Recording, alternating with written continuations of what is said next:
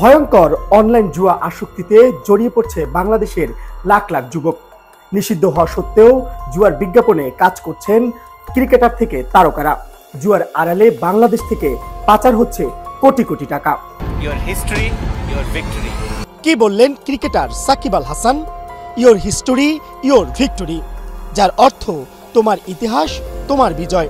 তবে সাকিবের এই কথার সাথে তার কাজের তফাৎ অনেক, কেননা সাকিবের জুয়ার বিজ্ঞাপনে কাজ করার ইতিহাস তার কাছে বিজয় মনে হলেও তার কারণে নিঃস্ব হয়েছেন লাখ লাখ যুবক। অনলাইন জুয়ার খপ্পরে হারিয়েছেন কোটি কোটি টাকা।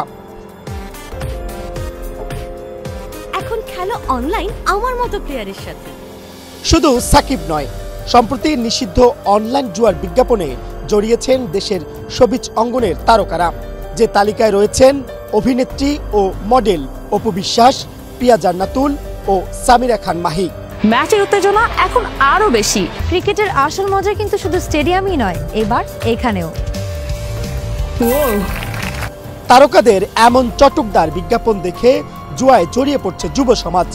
আর পিয়া জান্নাতুল একজন পেশাদার আইনজীবী হয়েও নিষিদ্ধ অনলাইন জুয়ার বিজ্ঞাপনে কিভাবে কাজ করলেন প্রশ্ন সচেতন মহলের। তবে কি সঠিকভাবে আইনের প্রয়োগ হচ্ছে না? অবশ্য প্রশাসন বলছেন অনলাইন জুয়া বা ব্যাটিং সাইটের বিরুদ্ধে প্রশাসনের নজরদারি রয়েছে, মাঝে মধ্যেই নেওয়া হচ্ছে ব্যবস্থা।